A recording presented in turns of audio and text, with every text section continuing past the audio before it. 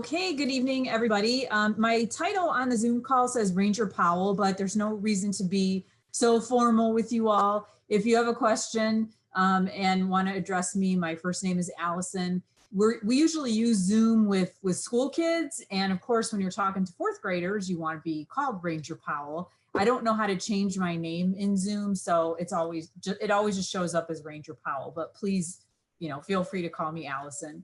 So tonight I'm here to present Proper Washington Welcome.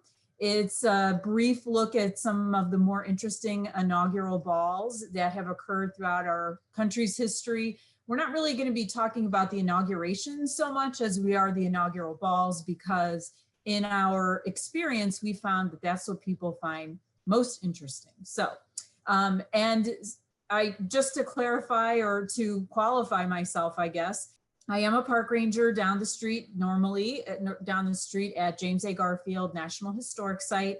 And James Garfield, despite having a very short presidency, was inaugurated and did have an inaugural ball, which we'll be talking about in a little while. So let's jump in.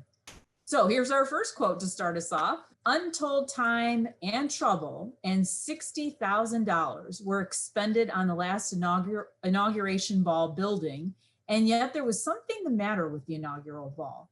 There is always something the matter with every inauguration ball.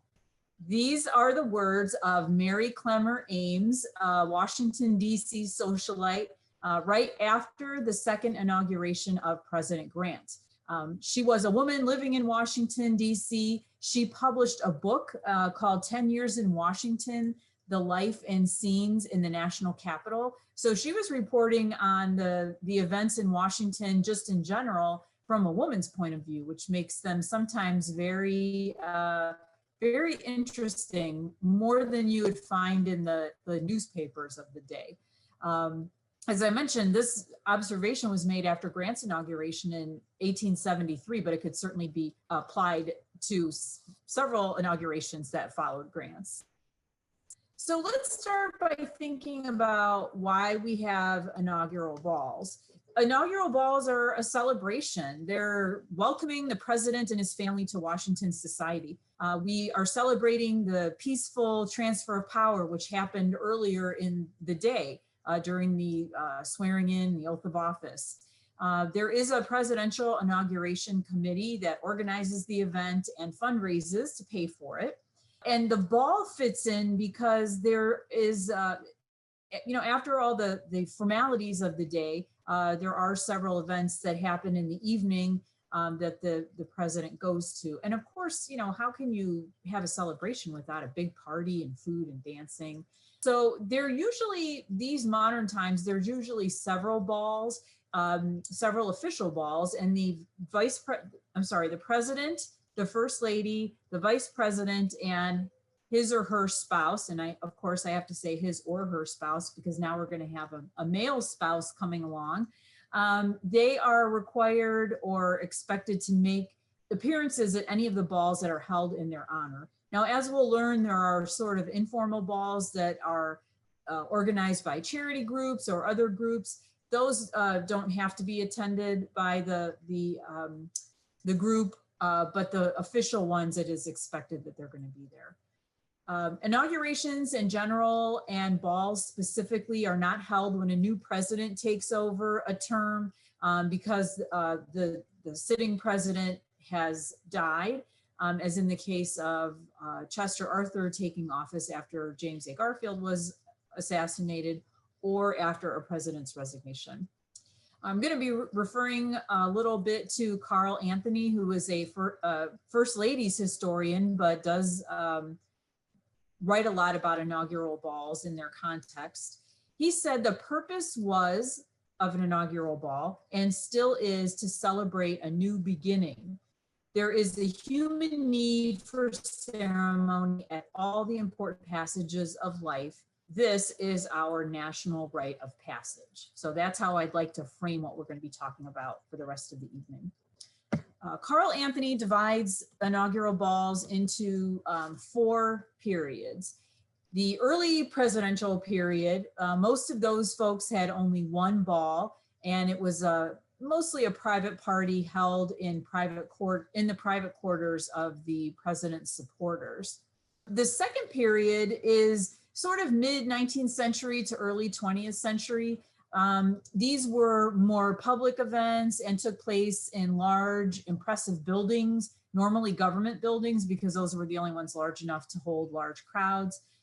And a commentary of balls by during this period by Carl Anthony is that these were the most beautiful and interesting balls. People dressed elegantly. There was enough room that people could actually see what women were wearing. Garfield's inaugural ball fell in this time period. And then the third period is around the 1920s. You know, it's kind of an iffy time after World War I was over. So there weren't really many inaugural balls during that time period. There were more charity events that were held in the honor of the incoming president, but not necessarily attended by the new president. Now, the fourth period is the period that we're kind of in now, which began during World War II. It started with Dwight D. Eisenhower, and really the inaugural ball that we know of today was kind of ushered in by him. There have been some periods where we've gone back to a more simple celebration, but for the most part, the balls we know today come from this era. Air travel made it possible for people to travel from around the country without much effort to attend. There were multiple balls covered on television. There was an organized schedule of public events that included pre-inaugural balls, then the main balls themselves. And of course, they featured Hollywood entertainment.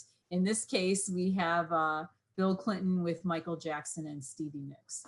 I was too young to, I know I was not too young to remember when Clinton became president, but I was too young to care about the inaugural balls. And now, like at my age now, I would love to have seen Michael Jackson and Stevie Nicks on stage together. That'd be pretty fun.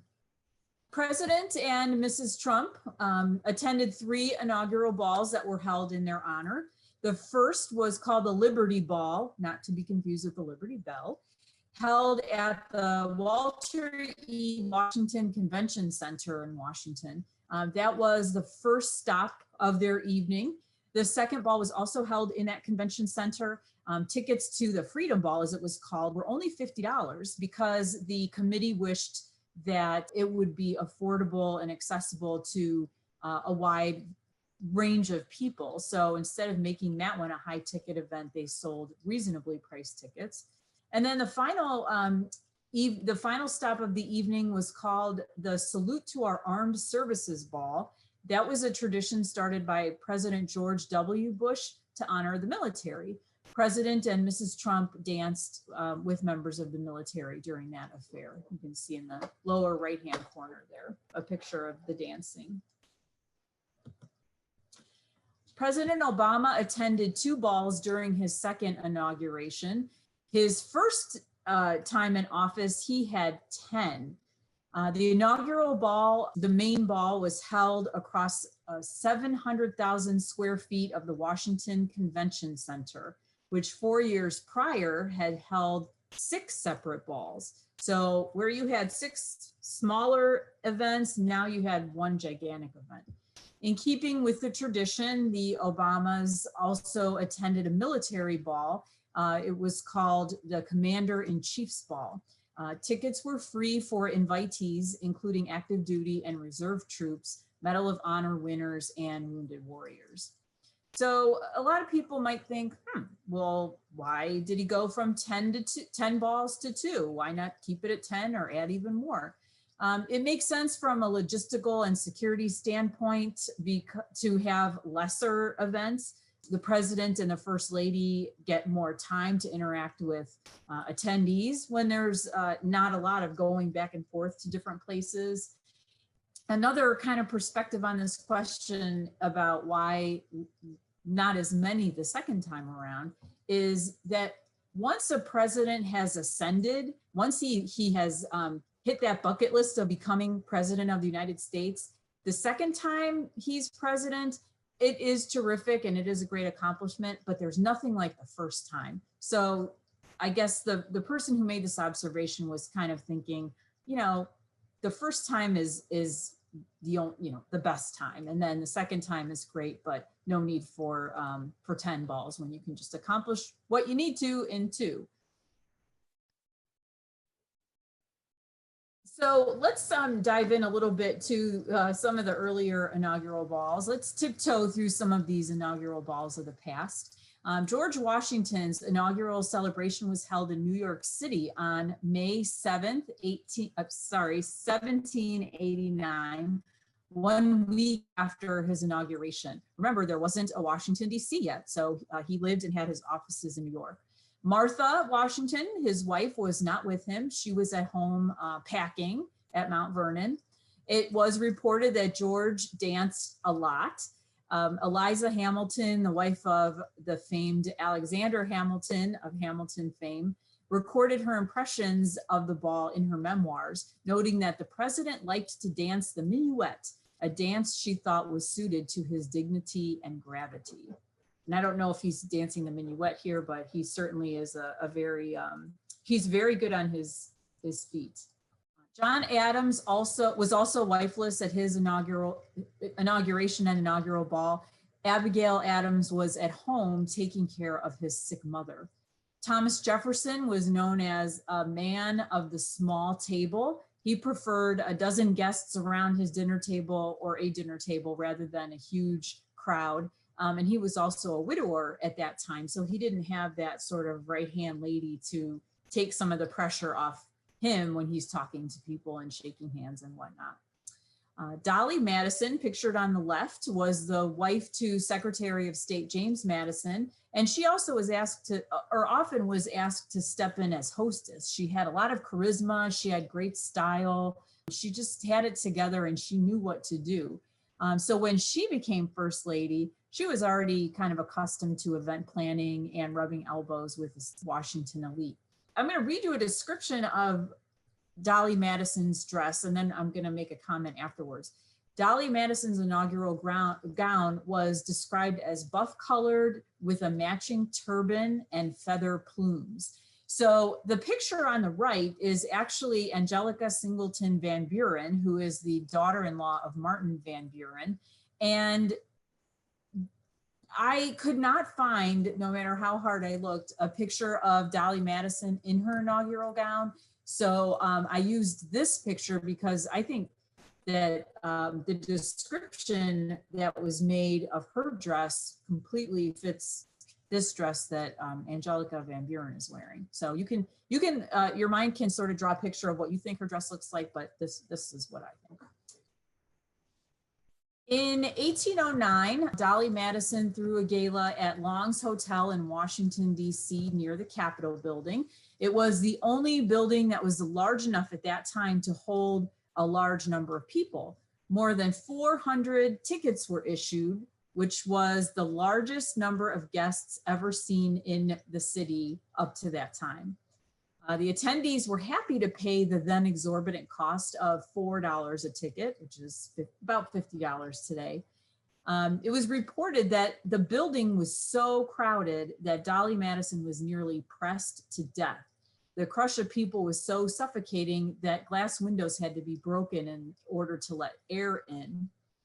Dancing went on until the stroke of midnight when the music abruptly stopped. What a better way to get people out of there than stop the music. Although the Madisons left shortly after dinner was over, so they weren't even there for a majority of the dancing. 2 days later, on March 6th, 1809, an edition of the local newspaper owned and edited by Margaret Smith's husband, reported that the very first inaugural ball was the most brilliant and crowded event ever known in Washington. John Quincy Adams thought otherwise. He said, "The crowd was excessive, the heat was oppressive, and the entertainment bad." But the stage nonetheless was set for formal inaugural balls, ushering in the new presidential term every 4 years. Not every president had an inaugural ball. We said earlier that if a president ascended into office because of the death of the current president or the resignation of a president, then the incoming president did not have an inaugural ball. So that includes Franklin Pierce. Actually, his was canceled because of the death of his son. Charity balls were held in honor of Calvin Coolidge, Herbert Hoover, and Franklin Roosevelt. Both Woodrow Wilson and Warren Harding canceled their inaugural balls in order to save money. But I wonder, after you hear this quote, you might be like, oh, okay, I wonder if that's the real reason or not. Edith Wilson, Woodrow Wilson's wife, says, I cannot bear to think of a ball with modern dances at Woodrow's inauguration. So I wonder if it was money or maybe just a little bit of his wife not wanting to have to dance.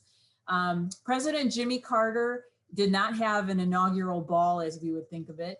He attempted to strip the ball of its glitziness in 1977, instead calling his event a party and serving, I'm sorry, I have to wait to tell you what they served because it's kind of funny.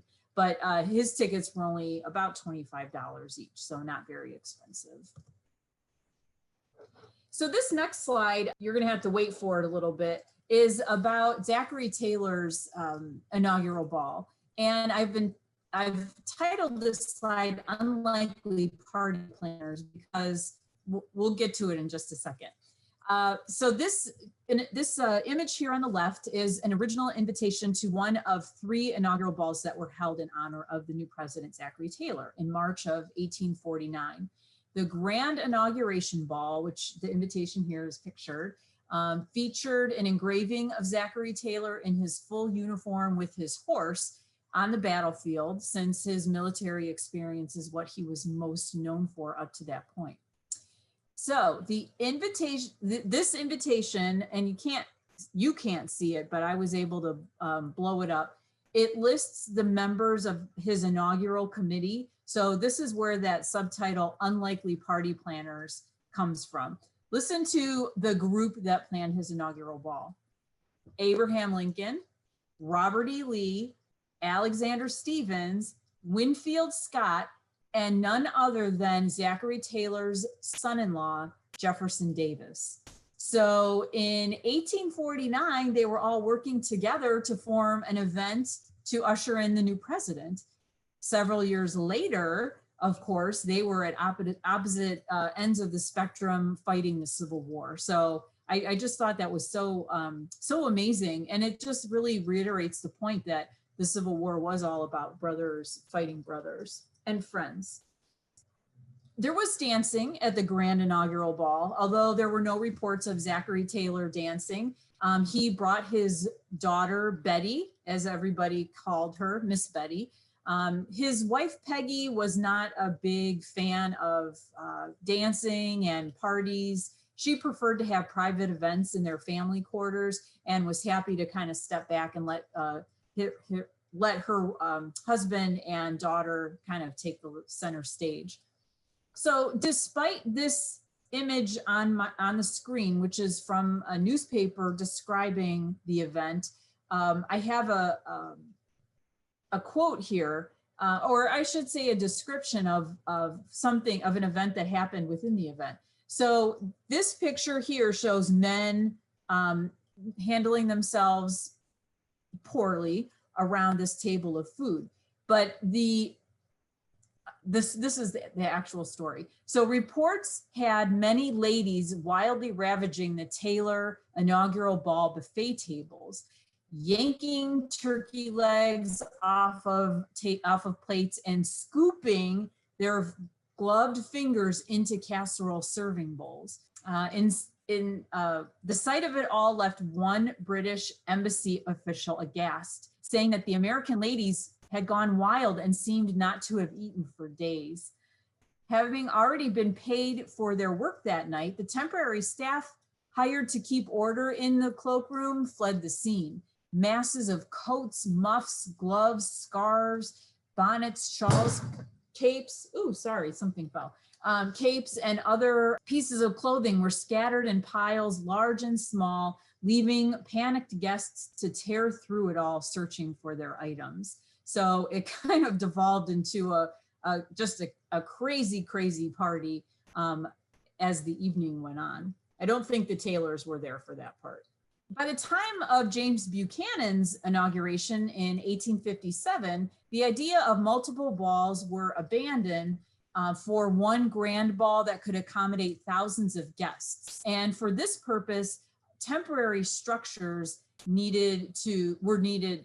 were erected in order to accommodate these large groups of people, because still there wasn't a government building that was large enough to have everybody. James Buchanan had a building constructed on Judiciary Square, which is in Washington, D.C., to hold his special occasion. Food purchased for his ball included $3,000 worth of wine. And I did a little inflation calculator thing earlier today, and I don't know if it's right or not. It said that $3,000 in 1857 was worth $89,000 today. So I'm not sure if that's right, but if so, that's absolutely crazy. So that was just the wine. Then we have 400 gallons of oysters, 500 quarts of chicken salad, 1,200 quarts of ice cream, 60 saddles of mutton, 8 rounds of beef, 75 hams, and 125 tongues. I don't know if the tongues came from the mutton, the beef, the chickens. I'm not sure, but 125 tongues.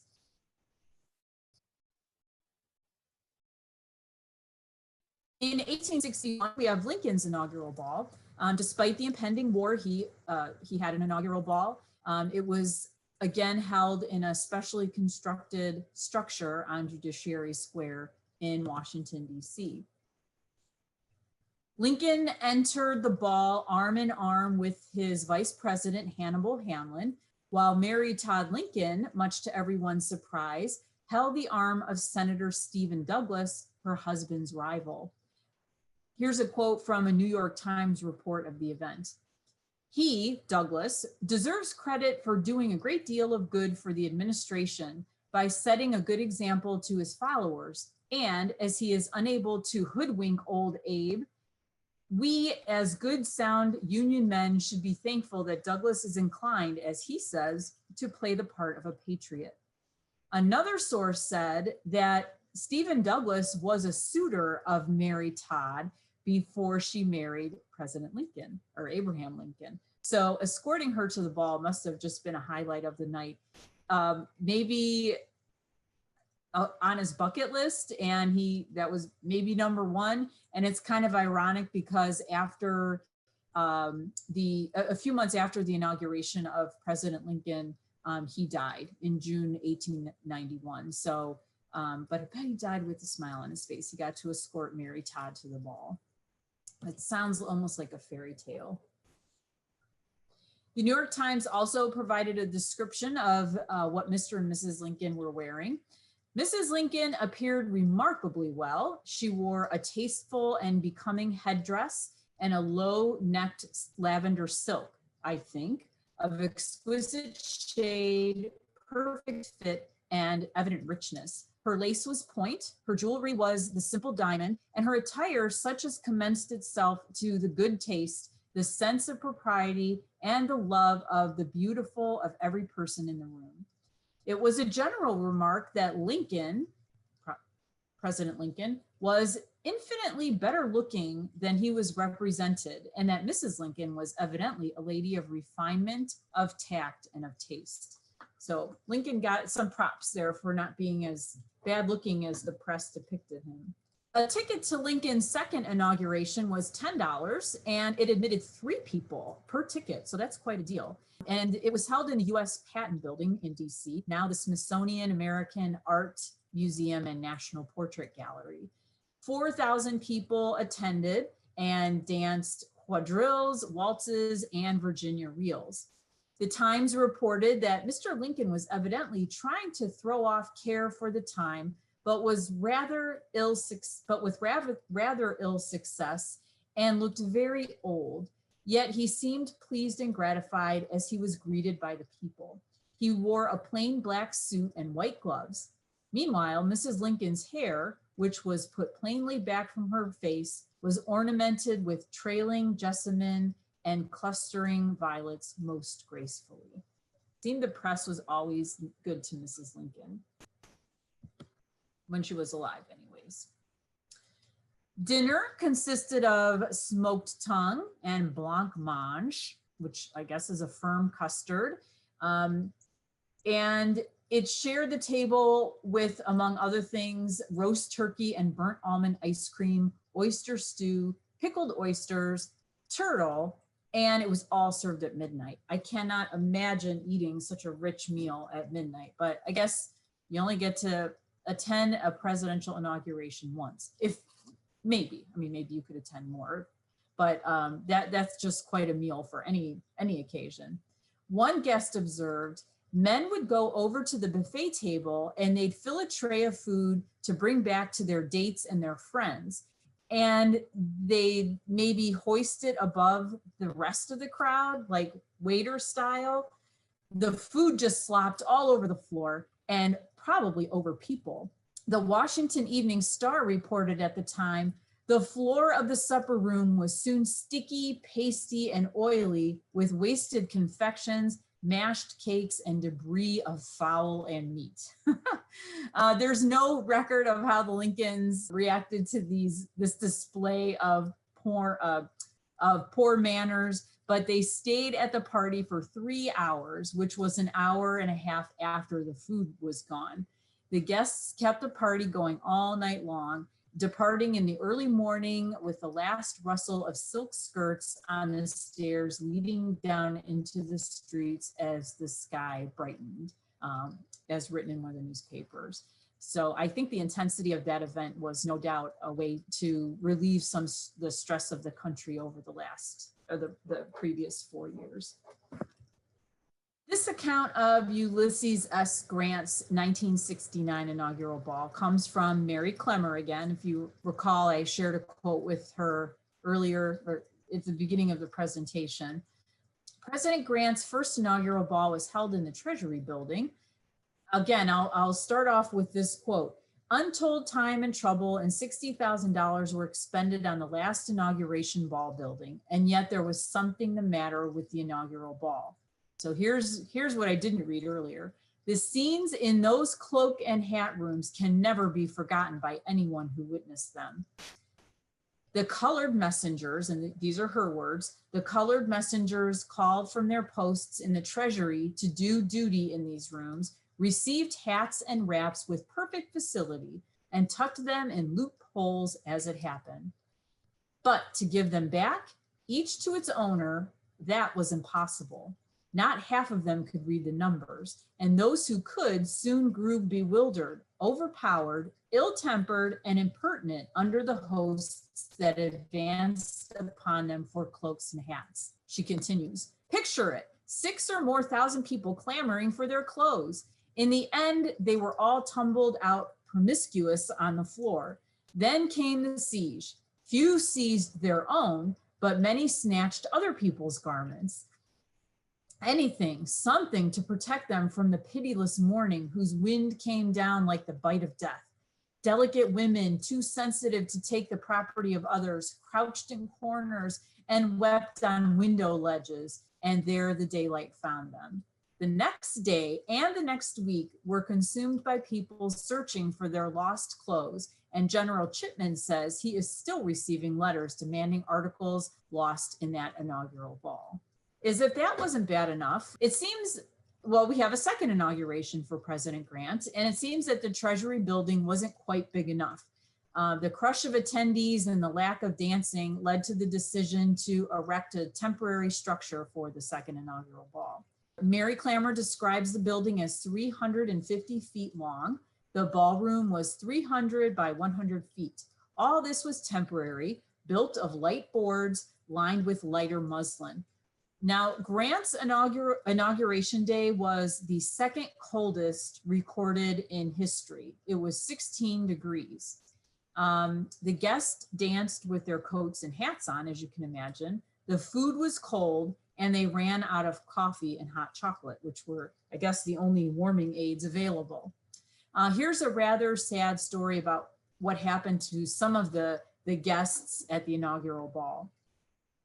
The thousands of canary birds perched aloft, who were expected to burst into simultaneous song at the sight of him, Grant, and to trill innumerable preludes in honor of Miss Nellie. Instead, poor wretches had one and all gone to bed with their toes tucked in their feathers and their bills burrowed in their breasts in dumb effort to keep them from freezing. Not a canary bird sang. No, they were as paralyzed with cold as the bipeds below.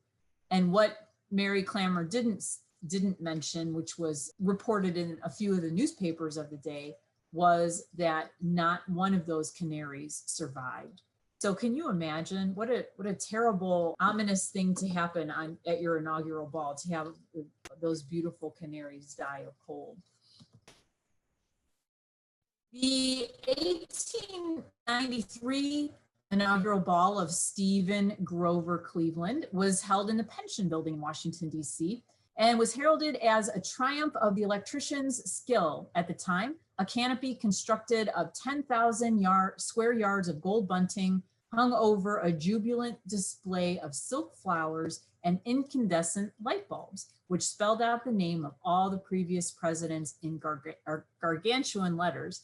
Unfortunately, I could not find an image of that, but this picture here shows just the beautiful decorating of all the pillars and the archways, and mounds and mounds of people there. Oh my gosh, it must have been just a huge number of folks. In this 1893 depiction of the evening, which appeared in Harper's Weekly, you can see lots of dancing. The party featured a 120-piece orchestra conducted by John Philip Sousa, in addition to 10 barbers at the ready to give male attendees on-site cuts and shaves. Now that is really weird. I've never heard of any inaugural ball, let alone any like formal party where there's actually a barber there to give you a cut on the spot. Usually you take care of that ahead of time, but apparently not. The menu for this inaugural ball, it consisted of 60,000 oysters, 10,000 chicken croquettes, 150 gallons of lobster salad, and 1,300 quarts of ice cream, among other things.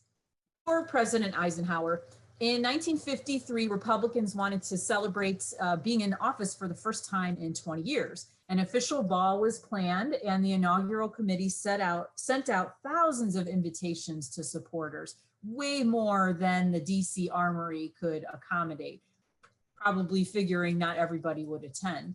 So by the time the inauguration day rolled around, more than 90% of those who were invited said they would come. So the committee had to split the event, half of it in the Armory, the other half in the gymnasium in one of the halls at Georgetown University. So that night, both official balls were attended by President and Mrs.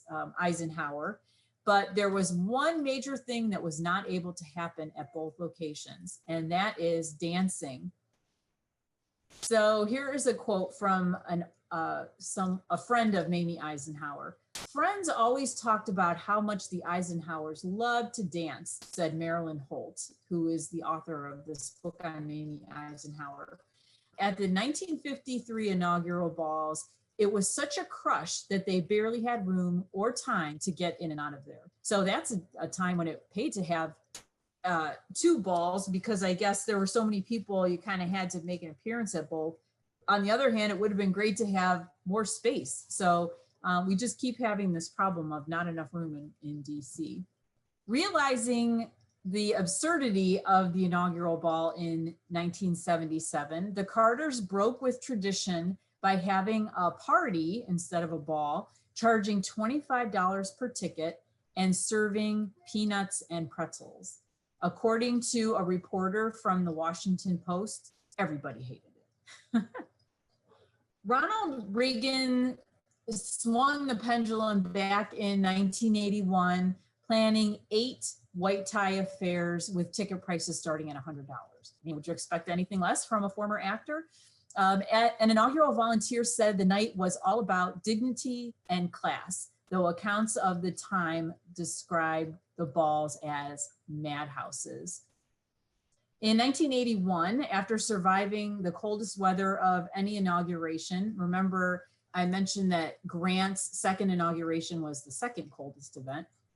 The newly elected president attended one of his 8 inaugural balls at the National Museum of, the National Museum of Natural History in the finely decorated rotunda of the museum. The most unique decoration was in fact a museum artifact. Can you see it right here? And I'm gonna butcher the name, but it's the Fenikovi elephant. I can't pronounce it, but I have seen it before. I'm sure many of you have seen it before. It is in the middle of the rotunda of the Natural History Museum, and it was draped with a patriotic banner, and guests joked that the elephant fittingly provided a life-size model of the Republican symbol. How perfect. Reagan's second inaugural ball was held in the National Air and Space Museum in 1985. So speaking of the Smithsonian, there were several presidents who had their inaugural balls at various buildings throughout the institution's history, including, of course, our own James Garfield, who held the first ball ever at the Smithsonian. So we're going to talk about his ball for a few minutes. Though today the Smithsonian Institution is comprised of many, many buildings celebrating our country's history, culture, natural history, human flight. In 1881, there were just 2 buildings. The original castle built in 1855 and the Arts and Industries building, which was in the process of being finished. It was to be finished in October of 1881. The original castle was built in 1855. If I said 1885, I'm sorry. So the Arts and Industries building, which was built in 1881, the red building on the left. This was the site of the Garfield and Arthur inaugural ball on March 4th of 1881. So why did Garfield, or what was his affiliation with the Smithsonian? Why hold the ball there?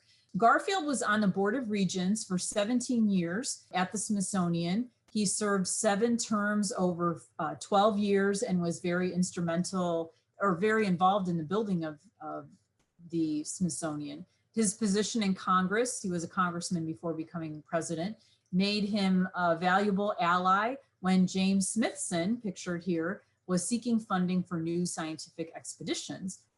Garfield was also involved in the approval and monitoring of the Arts and Industries building construction, and he even had a picture of James Smithson in his study, which is the one that we have here, his study over at the Garfield home. This was the first public event held in the Arts and Industries building, which was undergoing the final stages of construction. And so maybe James Smithson was trying to build a little bit of credibility for his museum.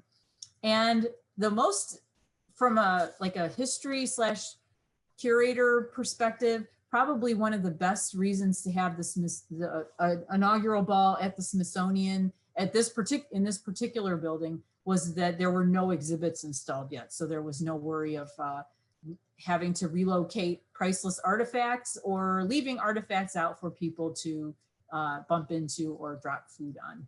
So that was pretty smart. So there was a broadside, a poster that was plastered everywhere in town. And this is the next couple slides are descriptions of what this broadside says. The Grand National Museum building was generously tendered by the government to the executive committee, having in charge the inaugural ceremonies.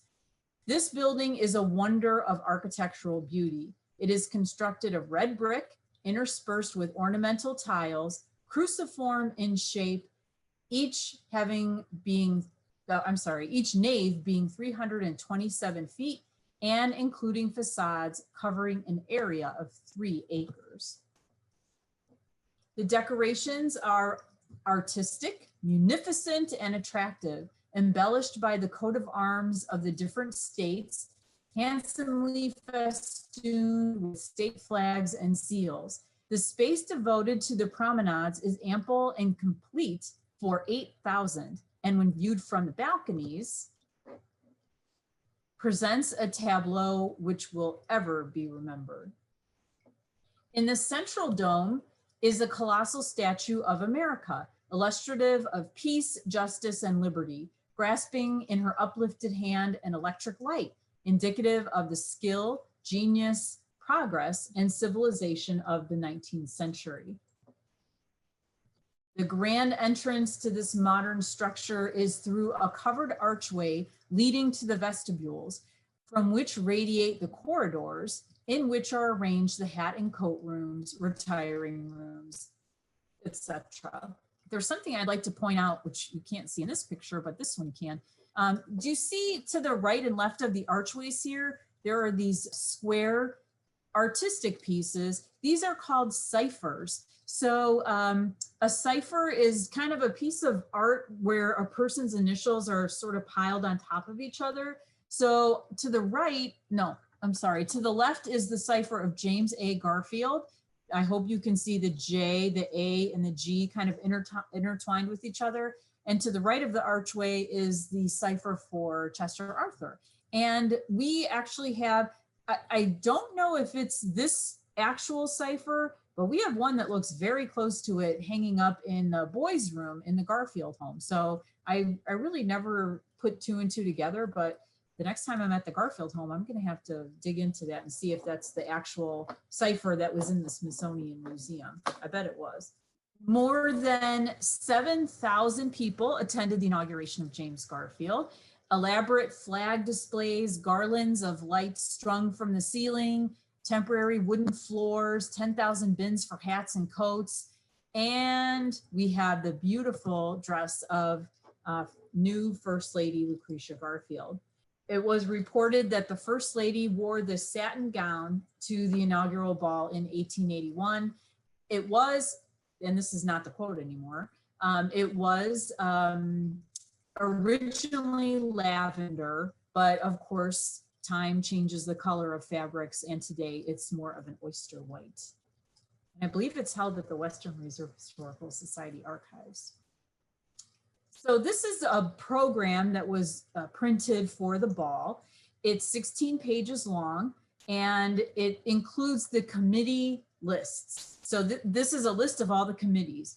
There is a comfort committee, carriage committee, hall and promenade reception committee, tickets, decoration, refreshments, music, program, and a place for memoranda, which of course are autographs. Here's another page from the program. On the right side is a schematic sort of laying out where things are located in the building and how the ball is set up. And on the left-hand side is a list of regulations for the ball, including the colored ribbons that the different committee members wore. This program seemed very heavy in recognizing all the work that the committee members did. But I'd like to call out the police regulations, which are towards the bottom of that page that's on the left-hand side. The only entrance will be at the north door, excepting for invited guests who will enter at the northwest door. Number 2, positively no return checks. And you may see that that's in italics. No smoking is allowed in the hall. All articles found should be handed to someone on the floor committee. No charge in ladies' cloakroom. Isn't that nice? No hats, bonnets, overcoats, nor cloaks allowed in the ballroom or promenade circle. And finally, persons not allowed to stand in center of dancing halls during dancing. I think that's probably pretty good advice. Dinner was extravagant. The 7,000 guests ate and ate. Over 100 gallons of oysters, 1,500 pounds of turkey, 50 hams, 200 gallons of chicken salad, 700 loaves of bread, 2,000 biscuits, 1,000 rolls, 150 gallons of ice cream, 50 gallons of ices, and 250 gallons of coffee. President Garfield's inaugural ball was the last one to be held at the Smithsonian Institution until 1969. In the 1960s, the Smithsonian was growing at a rapid pace. You could see just from this small map here, there's a number of buildings here. The new museums were built and old museums were being renovated. And there was more space than there was in the past, and also a push for community outreach on behalf of the Smithsonian. So in 1969, after a long absence from hosting, the Smithsonian was the site of President Richard Nixon's inaugural ball at the National Museum of History and Technology. The National Museum of History and Technology, which is now known as the National Museum of American History, you might recognize it, hosted the inaugural ball on January 20th, 1969. Guests arrived at the museum and waited in line to enter the reception and catch a glimpse of the new president. Surrounded by pieces of American history, such as the Star-Spangled Banner, you can see that in the background, guests helped reintroduce the inaugural ball to the Smithsonian. I don't know what would be more exciting, having an inaugural ball or being able to sit so close to the Star-Spangled Banner. In 1973, President Nixon returned to the National Museum of History and Technology for an inaugural celebration. While the guests danced the night away, a chicken escaped from the American Farm Life exhibit and interrupted the ball. Smithsonian Secretary Dillon Ripley came to the rescue and captured the chicken. Poor thing. After the excitement, guests returned to the music and listened to speeches by both President Nixon and Vice President Spiro Agnew. I can only hope that they were good to the chicken and put it right back where it went. But that must have been quite a sight for the guests to see a chicken running around on the floor. The record number of inaugural balls, in case you're wondering, attended in one night by a new president and first lady was 14, set by President Clinton in 1997. George H.W. Bush ran a close second, making 11 stops in 1989. In George H.W. Bush's 1989 inauguration, guests became so frustrated with the crowded hour-and-a-half-long coat check line that they couldn't wait and they just left, leaving 18 fur coats unclaimed. I don't know what happened to the fur coats, but needless to say, that's a nice amount of fur coats just left there. So tomorrow, the weather is supposed to be in the 40s, so I don't think there'll be any fur coats needed. But I did want to tell you, I found in the newspaper over the weekend what will be happening tomorrow night, and it's not going to be a live ball that we've kind of recalled during this presentation. So according to the Associated Press, the night of the inauguration, Tom Hanks will host a 90-minute primetime TV special celebrating Biden's inauguration with performances by Justin Timberlake, John Bon Jovi, Demi Lovato, and Aunt Clemens. Now, I apologize to any Aunt Clemens fans. I don't know who that is, but I'm sure it's going to be a wonderful affair. And if you do sit and watch the presentation, I just want you to remember it's part of our history's tradition and our rite of passage as a nation. And I hope you'll remember some of these fun little tidbits that I shared with you tonight while you're watching. And I hope it gives you even that much greater sense of enjoyment as you're watching what's going on. All right. Well, thanks for coming into your homes tonight, everybody. And I hope at some point we'll be able to see you again at the Garfield home. Stay safe, everyone. Yes, thank you.